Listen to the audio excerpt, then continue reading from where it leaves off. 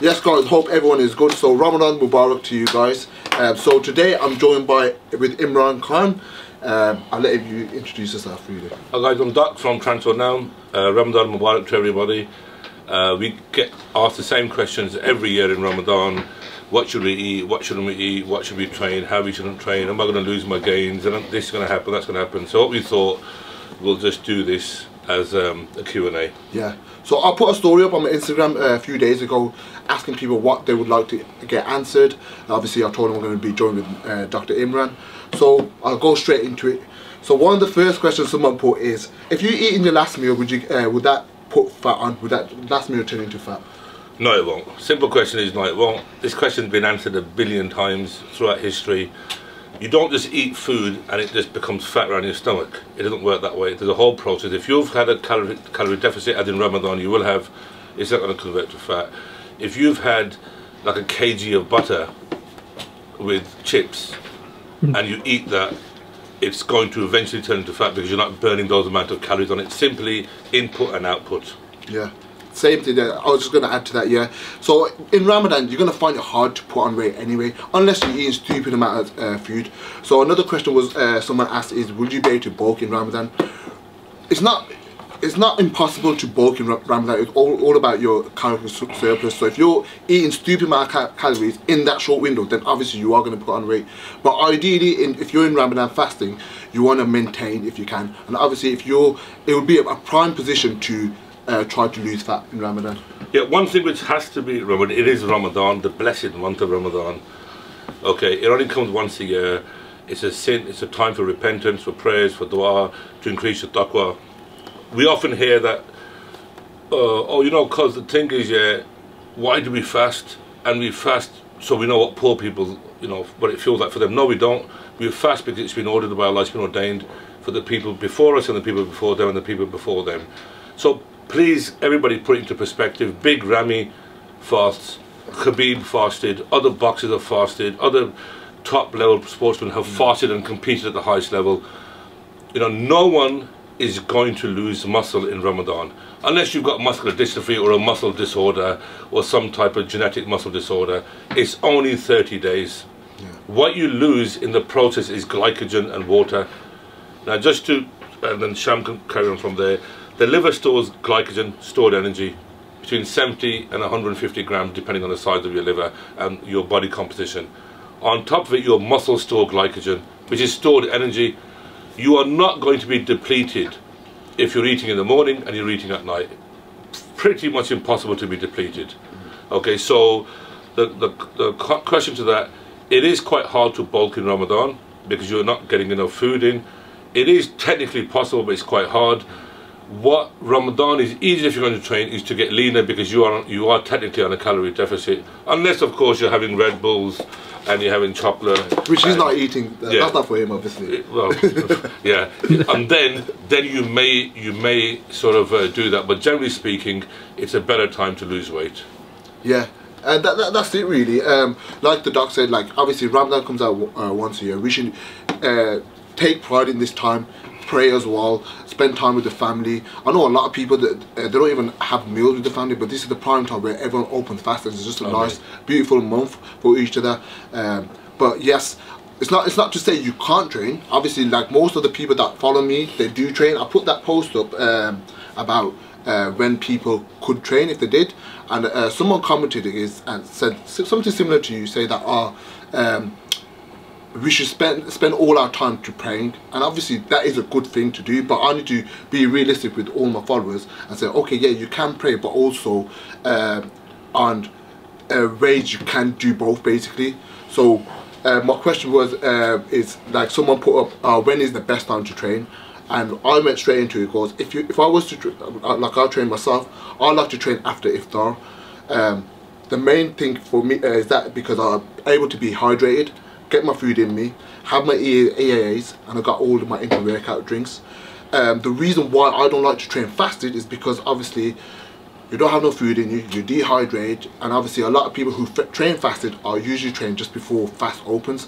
So by that time, you're coming to the end of your fast now, you're hungry, you're tired, been a long day, and you won't be able to push yourself.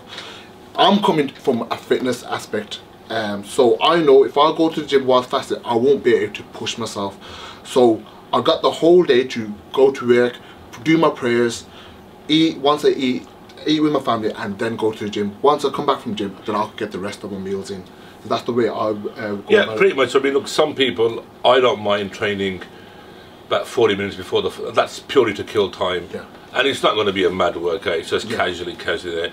But I've seen wrestlers, jiu-jitsu guys training as hard as ever. And it also depends now with the guys who have a better cardiovascular fitness, the kickboxers, the wrestling guys, the MMA guys, it may be actually easier for them. Guys who are used to making weight, it may be easier. People who eat less generally may be easier. But again, I concur, once you've had your fluids, you open your fast, have some fluids, have some fruit, have some sugars, you got this great drink, which they should be giving us advertising money now, Ruafsa from the Indian subcontinent. I mean, it's so thick just to demonstrate it. So some guy figured this out years ago. It's got a lot of sugars, simple sugars, flour extracts, fruits, probably cholera, I don't know, all sorts of stuff in here, distillate of rose. And now traditionally in hot countries, people would open their fast with this, and you can see how thick this is. I mean, look at that. There. Blood in it. Yeah. It actually tastes good, to be fair. Yeah. Honestly. And then they would have this, as soon as they open their fast, instant sugar. Yeah. Okay, so people who lived in areas where they had sugar cane, they would drink sugar cane juice, etc., get instant sugar, pray Maghrib, and then they would have their meal. And this is the same concept of training. Open your fast, have plenty of fluids, hydrate. You can have dates, you can have apricots, have different things. Get some sugars in, pray, eat a bit afterwards, and then you can have a fairly decent workout. And remember, again, perspective. In the morning, if you're getting 1,000 calories in the morning, you're getting 600 to 800 after Maghrib. You've had a bit of fruit, few sugars, 200 to 300 there. After, even if you're going to pray Tarawih, after Tarawih, you've still got a gap for another meal. Yeah. Which could be another 1,000. So you can still have 2,000 to 3,000 calories quite easily within that time. Which is, you know, it's not bad. Yeah. I mean, how much calories are you on when you're cutting? What, right now or generally? Generally when you're cutting, like the week of prep. It depends, because obviously it goes down. It depends what my body maintenance is, but it could come down to 2,500 or even less than that. Depends where my body is, but also how much cardio I'm doing. So it differs for different people. But right now I'm getting in full meals in. So it's a short period of time. But like I said, I get my iftar, go to the gym, get my post-workout meal in. And then 2 hours later I get another meal in, and then another 2 hours later I get another meal in. So that's how I like to do it, because I come from obviously a bulk. I was eating about 5,000, I think I made that video, about 5,600 or something, so I was eating a lot. So I'm using this time, as I said, to lose the unwanted fat that I don't want really, so it's a prime time for me to do that. So yeah, and for me, it's mostly pakore, clouds, everything. Okay. That's the one thing I would say though. Obviously in Ramadan, iftar, we like to have oily food, which is fine. I'm not saying not to have that, but if you are gonna train before, after your iftar, I wouldn't recommend having oily food, because then you're just gonna feel absolutely. Yeah. Leave those tasty small. Yeah, have it. If you are gonna have it post workout. Don't have it pre. Have a couple of them. Let's not compromise. A man of the people, not 800 people. Look, people like it. You've got to. You know. Again, like I said, always put it in perspective. It is Ramadan. Yeah. You know, your mum might be cooking, or your family, your auntie, your wife, your wives, children. Everybody's cooking. It's nice for everyone to be together, and you know, it's. Sometimes it's the only time of the year where we actually make an effort to be together. Yeah, that is true, and it's true. Like I got my online clients, and I said the exact same thing to them. Ramadan, like I said, comes once a year. Spend some time with your family, eat with your family. Obviously, there comes a time where you can diet, but there comes a time where you just have to do what your mum makes you or your wife makes you. So yeah, I wouldn't refrain anyone from doing that. What you do if both wives make two different things? Both wives. For example, what would you do if one is made pakore? Both happy? Yeah. And one is made a chicken salad and one's made pakore. Which side do you go to? Like you said, you got to keep both of them happy on it. One's post-workout, one's pre-workout. Now, there's another question here. How do I lose fat in a specific body part? Now this is again, you know, if I got 1 rupee for every question I've been asked on this, you'd have billions. You cannot spot reduce. It doesn't work that way. If you were to lose a pound of fat, you've lost it proportionally across the body. Yeah, literally that. Everyone holds stubborn fat in different places. Like for me, it's my lower back. Some girls might be the arms. You just can't spot reduce. You just gotta be in a caloric deficit and add some cardio, and then eventually that fat will reduce from that place. And that's due to a genetic predisposition. Yeah. Yeah. Why did you say some girls and not some people? You know what? Because okay, it's Ramadan, brother. No, but the questions I get is usually from girls with bingo wings. arms. Bingo wings. Is that what they call them? They call them bingo wings. Yeah, really. Yeah. So I don't know, but yeah. Okay, there's another great question here. How do I overcome anxiety and low confidence in a gym? So this question is not really a Ramadan question, it's more of a general question. So what I'd say, go to a friendly gym, okay? Sort of, you know, everyone started off small, weak, you know, everyone started off that way. Everyone started off with the first session in the gym. Yeah. So, yes, some gyms have got a toxic atmosphere, some gyms can be there. You know, you can ask around, or go with somebody, go with a friend. If you're in Birmingham and you want to go to a gym, you know, you can come with me or Sham if you're that worried. Okay, we'll look after you. And once you get there, you'll find that most gym guys are pretty nice guys. Yeah. You know, try not to let it become a self-fulfilling prophecy where you're just anxious the minute you walk in.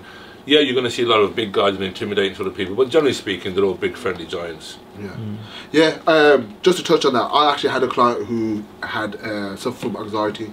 Same thing. I would suggest, like, if your anxiety is so bad, first I would maybe suggest maybe even training at home at first, and then maybe find a smaller gym where it's not that busy. And also, from there, you can obviously get a training partner. That will help you feel at ease, and even train with your headphones. Like, block the world out. That's it. No one's.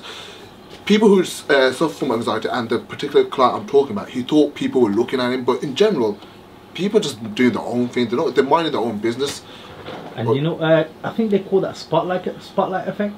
So everyone walks around thinking that the spotlight's on them, thinking everyone's looking at them, but really everyone's just paying attention to themselves. They're not worried about you. Yeah. But because you're the main character in your life, you think everyone's looking. Yeah. Yeah, exactly. I mean, people don't really care, to be honest. Yeah, it's just you have that. Everyone just doing their own thing, and what I wouldn't say is just lock yourself out from the outside world, because you're gonna have to face it.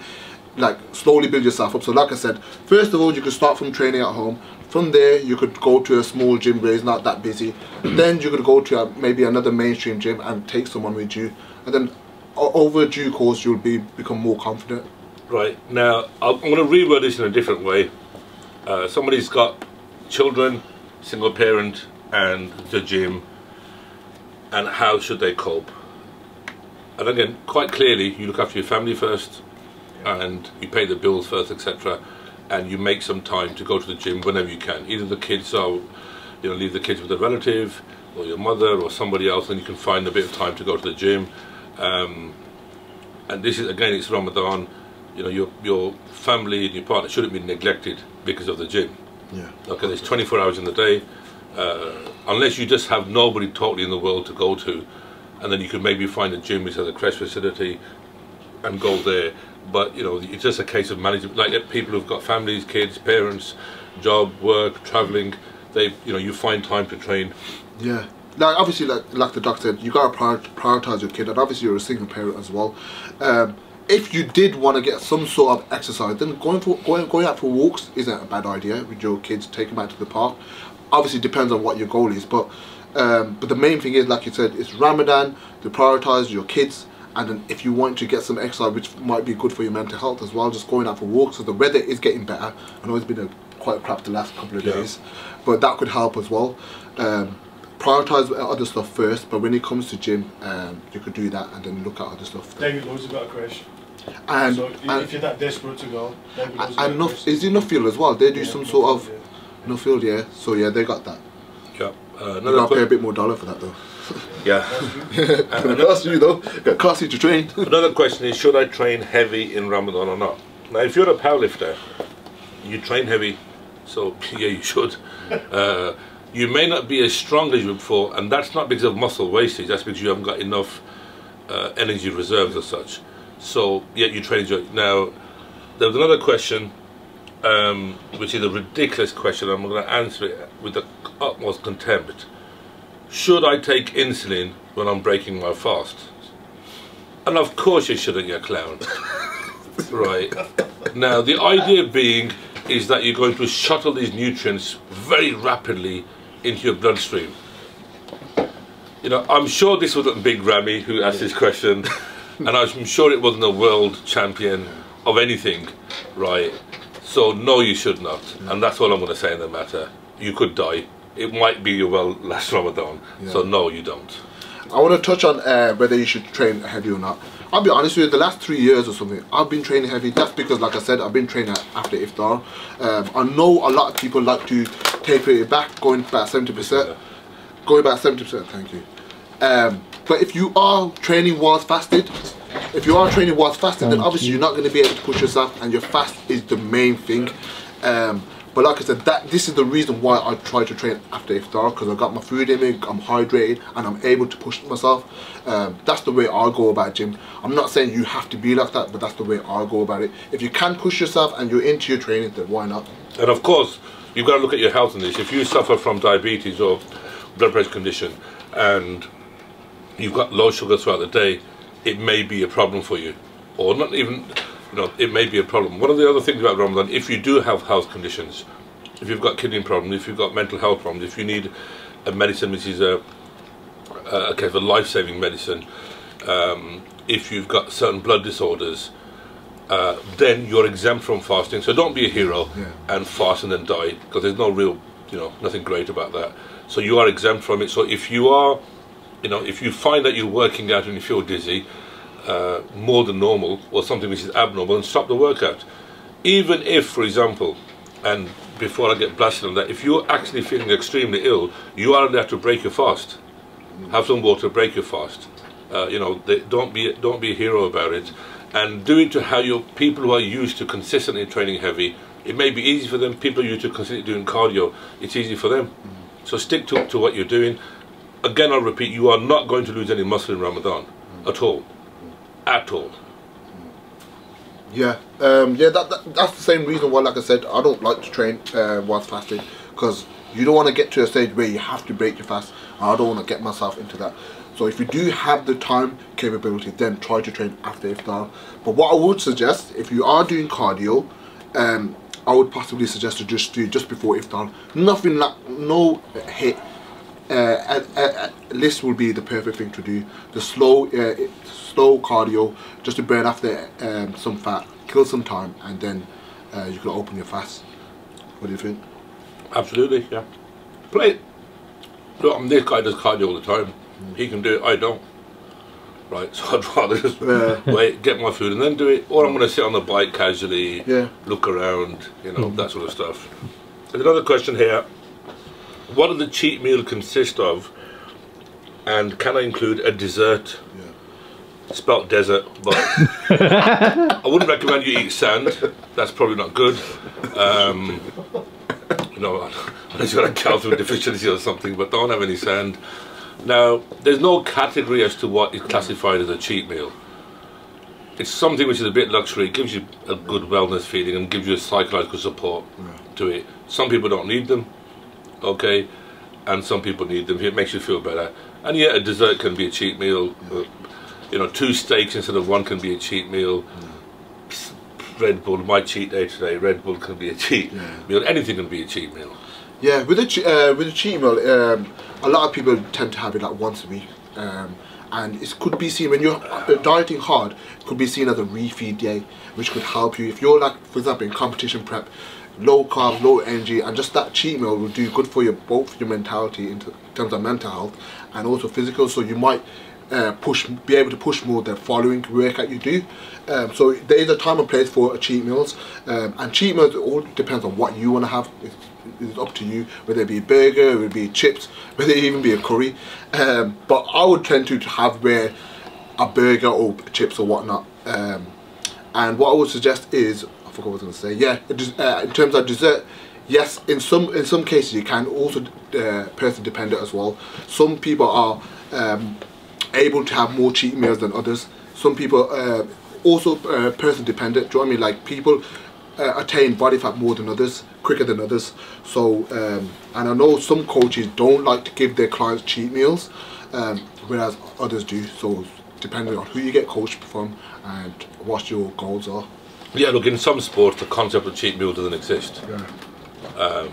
You know, if it makes you feel better, gives you better mental well-being, then so be it. If it doesn't, then you know, you don't have to. And if you're following a plan, remember it says cheat meal, not cheat day. So that's the way you gotta do it. So if you got a Is that why I don't get a six-pack roll? that's insane. That's insane. So yeah, that's what I'm saying. So it's a cheat meal. Obviously, if you're following a plan, then go by what your coach says. Or if you've got your own plan, just stick to a cheat meal, and then obviously measure your body as it goes along. And you might be able to have 2 cheat meals, you might not. So yeah, just go by that. Okay, how much water should you be having in Ramadan? An average guy size, you're looking at 3 litres to 3.5 litres at least. Okay, there's no harm in having more. If you're going to come and train, and you're going to train extremely hard, the water you've replenished, you've also lost, so 3 to 4 litres easily in the day. Should you put salt in the water? Possibly yes. Now there is this whole thing about Himalayan salt and this and that, and there's all these great arguments, and yeah, Himalayan salt can be better than normal white, table salt. At the same time, studies have shown Himalayan salt contains lots of heavy metals and thousands of years of rubbish in the mountains, and especially if it's coming from certain parts of the world, containing tons of manure over centuries on there. It may not be the best thing for you, but have some salt. Dates, figs are very good. Okay, get some potassium from there. Again, play it by ear. You've got to, and I'm going to sound like this guy who messes it all up.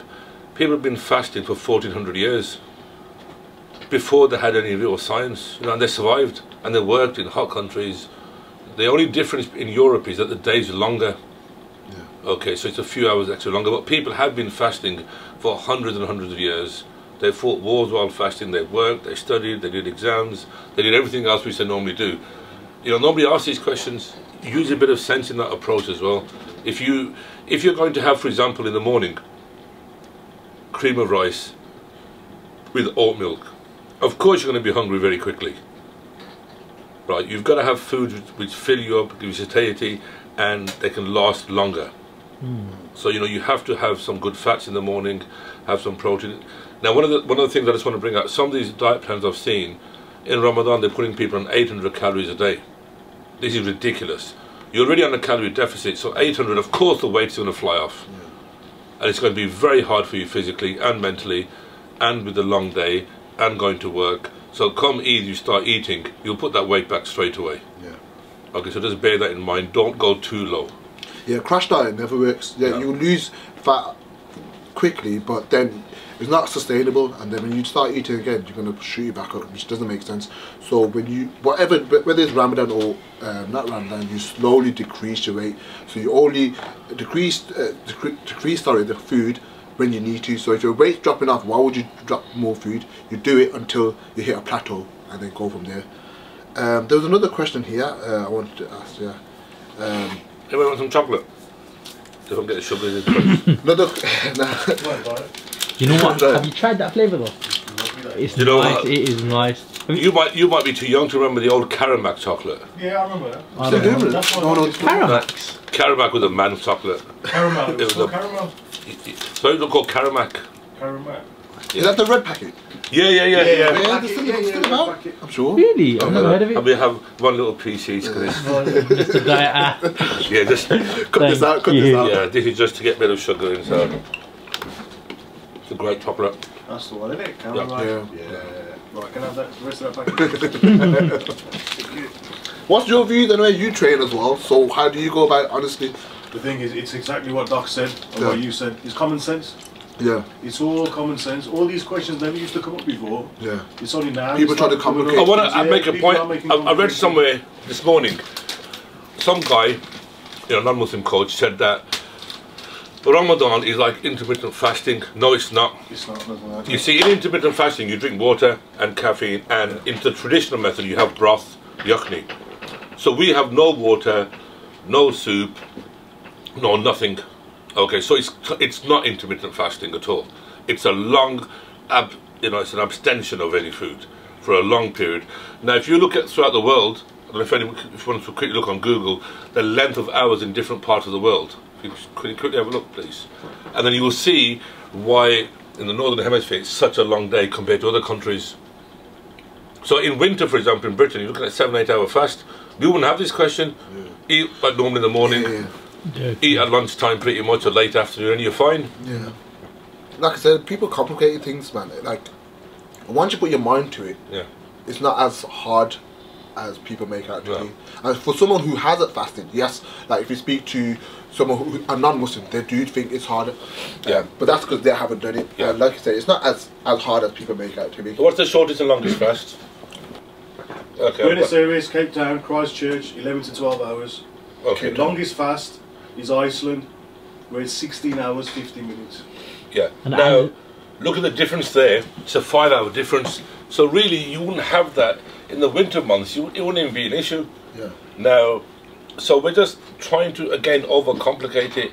I promise you, no one will ever lose muscle in Ramadan. Okay, ever.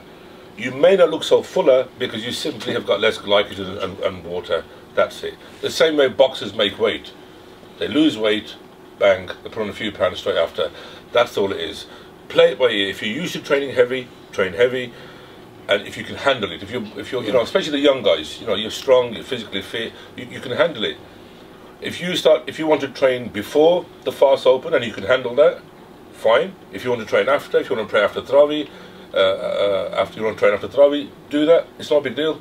You know, there's no hard and set and fast rule on how it is. Some people, I know someone who trains before and then after Tarawih spends 2 hours training, and every Ramadan he's been doing this absolutely fine, and he's fine with it. Okay, I want to ask another question. What do you think is the best food to have in Suhoor to keep you full throughout the day? Good question. This is a good question. What I would say is you have something called a glycemic index, which in very simple terms can mean the on the speed at which food digests at, quite simply.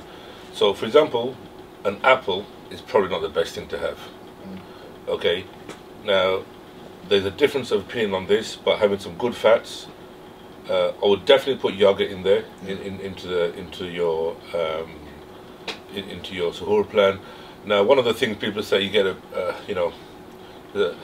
jug, put in some oats, put in some dates, put in some figs, put in some whey powder, you know, a bit of peanut butter, blend it, drink it. It's fine. You got fats, you got proteins, you got some sugars. Great. If that's what you want to do, if you want to have traditional roti and eggs, or salmon and eggs in the morning, or whatever you want to have, there's no such thing as that as the best food. You want to get water in, you want to get some calories in to last you throughout the day.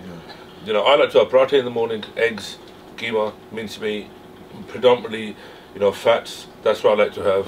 A Vimto, some water, 3 or 4 cigarettes. That's just me. You may not. You are what you eat. Yeah. You may not. Prime athlete. You know, you pure athlete, but you may not want that. You may just, you know, have you know, a bowl of cornflakes and you're happy with it. Yeah. So right now I'm having for my 4th meal is 2 bagels, 160 grams of chicken, 1 protein yogurt and 1 banana. That's my 4th meal. So it's not as big as the meal as my other ones, but it does me right and serves me well. So the last, obviously, we're on that. Did you eat in the morning? So that was no. What's your last meal before you? So that's last Suhoor. Before Suhoor. Oh, before. So 250 grams of chicken, 160 grams of chicken breast and veg. And then my post before that is Cocoa Pops, Ray, and a Nutricane. So you're essentially getting 4 meals in between your start and Suhoor, yeah?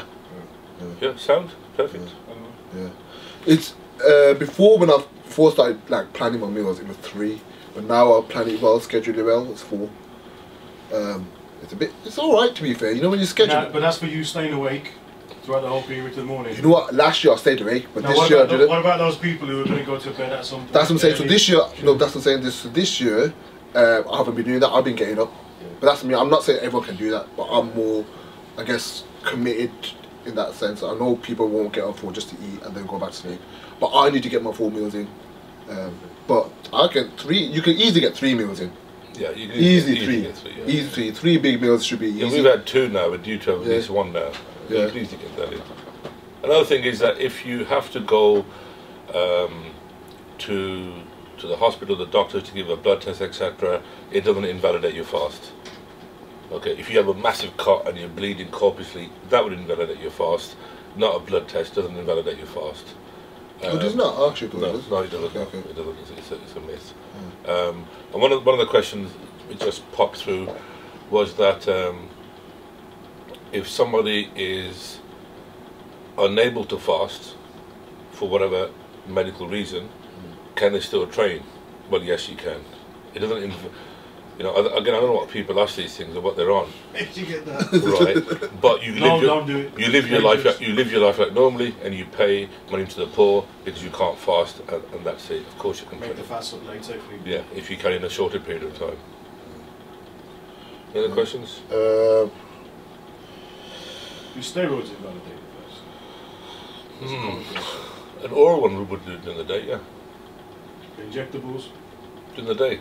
Well, you could do it. I mean, this is now we're going to mufti type questions. Can't they wait till? Yeah, you could do it between that times. Now, what I would say, I wouldn't recommend taking T3 or Clen or any stimulant while you're fasting. Definitely not be doing that. Okay. And if you are on a cycle, you don't want to be taking anything which makes you hungry, like MK677 or any of the certain Psalms. That's the last thing you want to be doing. Another question, we kind of touched on it, because is training fasted bad? So, well, I mean, this is another weird one, isn't it? Because you've got the industry professing to do your morning cardio fasted, and then you've got the industry professing intermittent fasting, so, you know, it's a bit of an oxymoron. If you can handle it, fine. If you can't, you can't. Is it bad? I mean, look, what could possibly happen? You could feel dizzy, you could feel dehydrated, you could collapse, you could feel extremely weak because you haven't got enough calories in. But you would know if you're, generally speaking, if you're in a weak state or not in a weak state. Are you more prone to injuries when you're dehydrated? It might be just, well, yes, you are. But secondly, if you're tired, you're not you know, concentrating. it's a combination of factors, isn't it? It's a combination of factors. Drop a dumbbell, anything on you, drop a bit of weight on you. I know people who've squatted whilst fasting just before iftar and passed out on the bar. Yeah. So they were going full throttle? Some people go full throttle. It all comes down to what you're comfortable with. I've been with a wrestling team, a national wrestling team, and they were training an hour before the fast opens, and then they would literally have fruit juice, put in a blender, have that, and then they would continue their workout, and then they would eat, pray, and then they would have another workout as well. But they're a very high level athlete. Their body's used to doing that. There was an old, it's probably not popular to mention Russia now, but the Russian general training regime used to be not to have water while you're training. So it kept you tougher because in competition you're not going to necessarily get water. So that used to be their view of training. Russians are serious, isn't it? You know, so it's really just about, you know, just play it by ear. Be sensible. Yeah, I suppose even footballers, they play football matches fast as well. So just be more smart with it. Like, that's what I always say. If you can, obviously train after iftar, so you don't need to have the urge to break your fast and whatnot, and not collapsing whilst doing a squat. Can I do keto in Ramadan? I mean, to be honest, you can do what you want in Ramadan. I mean, to put it bluntly. So, can I do it from a legal perspective? Yeah, you can. There's nothing to stop you. Should you necessarily do it? It might be a good idea to put some carbs in there. Again, I mean, what do you say to that? I've seen a coach try to suggest keto. I wouldn't suggest going on keto in start of Ramadan. If you're on a keto diet already and you're used to it, then maybe you can do it. But if you're just going to go for Ramadan, I'm okay. I'm on a diet. I wouldn't just start it because you're going to go on ketogenesis, you've got to go through that period and transition. No. I wouldn't suggest that. Do keto with 150 grams of carbs. Yeah. But then it's not keto, is it? Exactly. Pure keto technically doesn't exist either. Excess protein is converted to carbs anyway. So technically, there's no such thing as pure keto, technically speaking. Just to be awkward. So what other questions do you reckon people will ask? Judging by these questions, mate. The whole lot. What's the best exercise? What if done? Well, this is a common one. So what should I do? Yeah, so I mean, you kind of answered, should have got heavy. So should you stick to your routine? You've got people who all of a sudden start going lightweight, repping out. Look, because look, if you've got less energy, you know, look, it's a long day.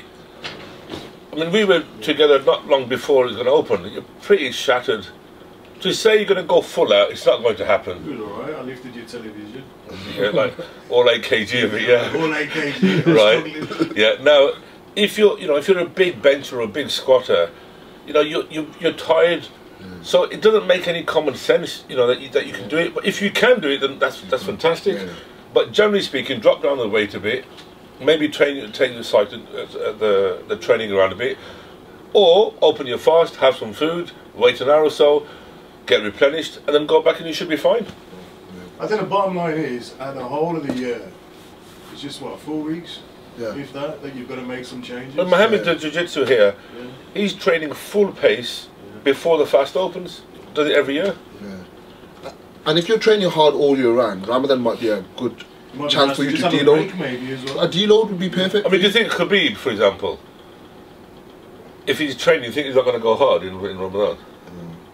That's what I'm saying. Some people are made out for it. Some people that's what I'm saying. If you can go for it, like myself, like I said, I don't change my training, but that's because I can, because I eat after iftar. I got my food, hydrate, got my own nutrition in me. Then I can push myself. But like I said, if you're fasted and doing it, then I wouldn't recommend it. I'm delicate, you know, not for me. Yeah. What's your PB deadlift again? It's a lot, man. Big weight cut. Have you seen his old photos? No, look, let's not get carried away. I will tell you this, in Ramadan, a few years when I was younger, in Pakistan, in the heat, we would train 1 hour before the workout, cardio, and it was more a circuit cardio. We would eat, we would pray, and then we'd have our second workout, which would be an hour and a half, 2 hours, heavy weight. Then we would eat, and then we'd have a little rest, and then we would eat again. And in that Ramadan, I put on like 8 kg. Because you wasn't really working, you were sleeping, eating, praying, and it was great. So it's possible. That's what I'm saying. So bulking is not impossible. It is technically possible. It's technically possible, but ideally you wouldn't be able to do it because... And if you get enough food in, I mean, there's a guy I know, this is what he has in the morning, a tub of cream, dates, he'll have 12 eggs fried in butter, he'll put a scoop of butter into a blender with a tub of cream, milk, dates, and rice, ambrosia rice pudding tin. He puts that in there, blends it, that's what he has in the morning. Okay, plus his food. The minute the fast opens, he has a bottle of water, he'll have a few little snacks, and then he gets cream and milk and whey and puts it there and has that. He doesn't lose a pound in Ramadan. Now that's what he wants to do, fair dues. Will he probably have a massive cholesterol issue at some time and die of a heart attack? Yes, he probably will. But is he happy doing it? Of course he is. Let him do it. Is it a strong lifter? Strong man? It is a strong guy, yeah. It's a strong guy. That Eddie Hall's diet, I don't know if you've seen it, obviously. You must have seen it. Yeah. The mad stuff. You know, and then it's people are, you know, when you look at, for example, these guys who win these eating competitions, that's a very good example. They have 45 minutes and they eat like 40 burgers. They're gulping them down. They don't normally do that, do they? Yeah, true. Now for Ramadan, for him, what would he eat in Ramadan, for example? That's an interesting one, isn't it? That's mad. Now, cycles, a couple of people asked about cycles in Ramadan. Again, back to the very thing I said first, there's more important things than a cycle in Ramadan. But if you are on a cycle, you know, stay away from certain things. Equipoise can make you feel hungry, stay away from that.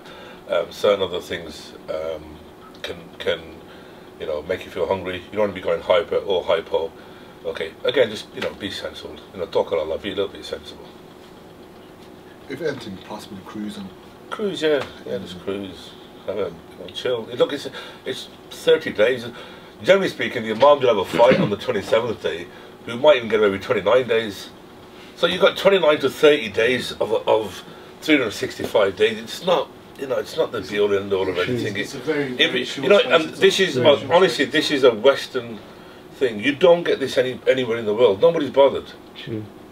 I've been to Oxygen Gym and I've been to the other gym in the way. This question isn't asked there. It's not asked there at all. True. The idea of Ramadan, people in the gym get stressed. They're like, yo, I'm gonna lose all my gains, everything. Yeah, but the thing is, because they've got no gains, don't they? Yeah, if you're that stressed about losing gains in those 30 days, right? You've got no gains. If you lose gains in Ramadan, then you should look at some of the sport, because this sport's not for you, to be honest.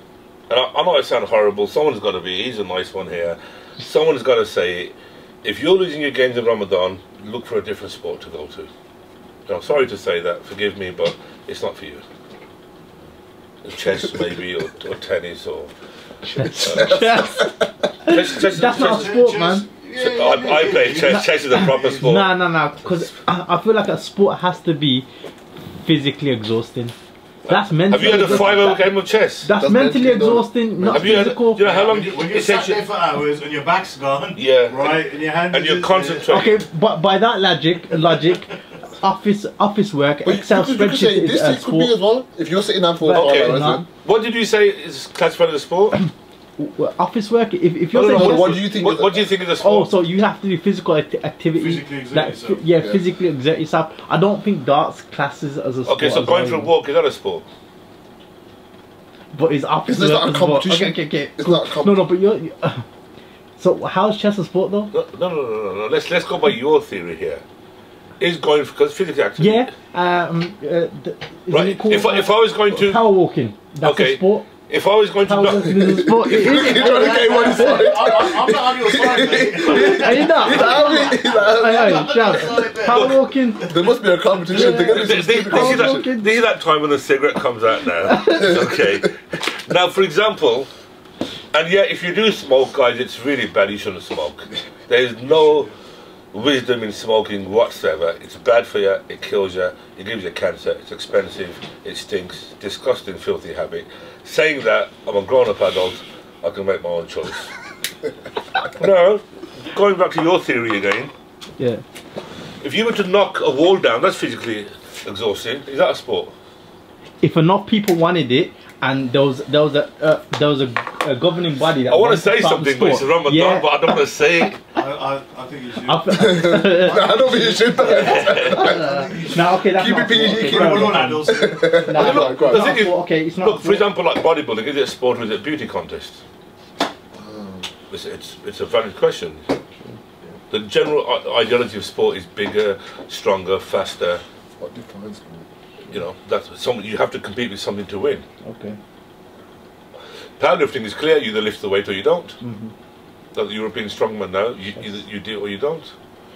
So the definition of sport is an activity involving physical exertion and skill in which an individual or team competes against each other or others for entertainment. So what's the skill in bodybuilding? What's the what? It's the skill. But what's the physical exertion in chess? No, go back. Do you know how to play chess? Where's the physical exertion? Do you know how to play chess? Yeah. Have you played chess? Yeah. You get the pawn on the other side and you get one of your pieces. If I shot that king into your eye... You're talking about drafts. No. Well, if you get the pawn on the other side, yeah. No, chess is... Draft, yeah. I'll beat anyone. You gotta get the checkmate. See, chess is a bit too complicated, but I'm good at checkers, drafts. I've never played checkers. Chess I've played. Oh, okay, now, one other question about Ramadan, which I'm going to say, for vegetarians, eat as you would normally. Yeah, I mean, there's no thing. If you're getting your protein from vegetable sources, again, there's nothing wrong with that. That's fine, just do it like normal. Doesn't make a difference. Keep your supplementation like normal, keep your vitamin like normal. That's fine. I think in Ramadan as well, your meals will pretty much be the same, but you're just having less of it. That's what I'm doing anyway. Yeah. And obviously, like I said, if you're into your gym, still have your iftar meal with your family, whatever your wife makes, your missus. Vitamins. Take them obviously on an empty stomach. Should we knock them back at Sedi time? Yeah. Yeah. Rather as opposed to open Rozan and then knock them back. Both times. That won't make any difference.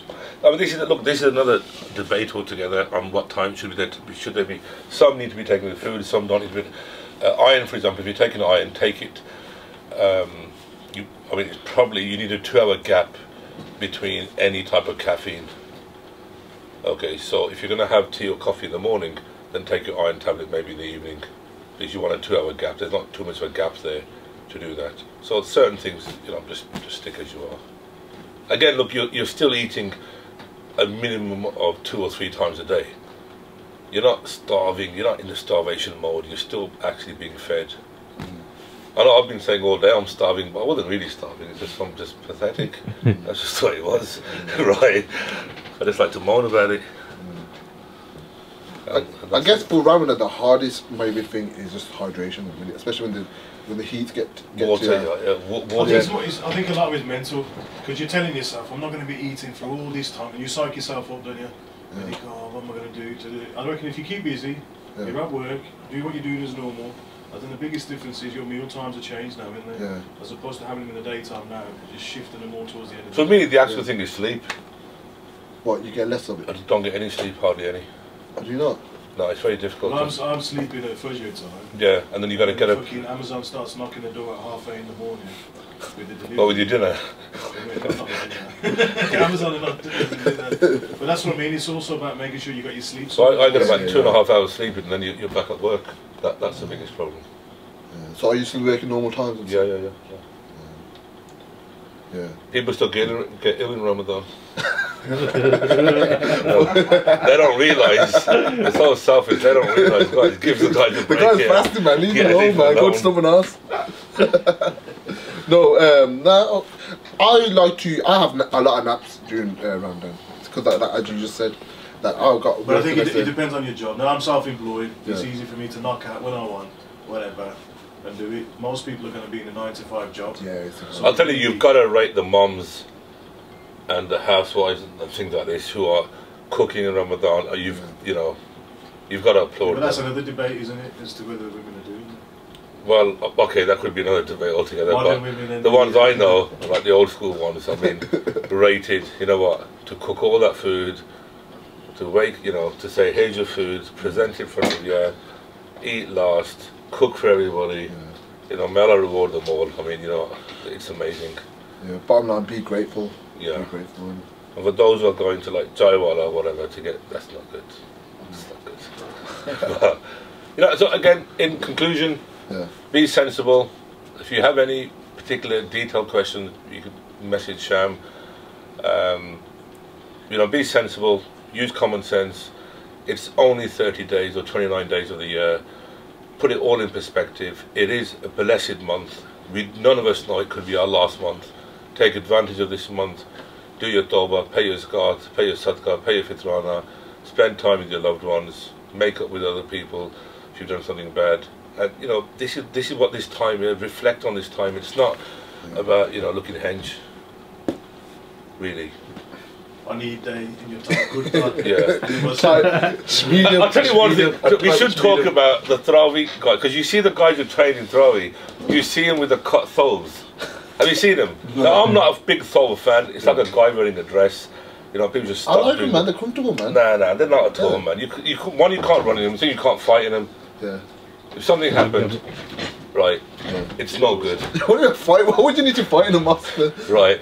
Now, one of the things is you've got to you see the guy with the chest sticking out with the cut thobe, don't you? You do see that, and then you've got the kurta guys, and they're standing upright. You can see the back of the traps. You do see it. So I think people wear some extra tight ones. Yeah. So it's glory to them.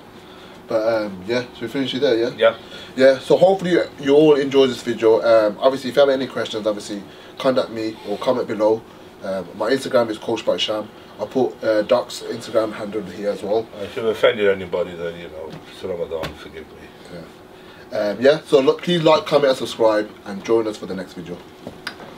Sorry.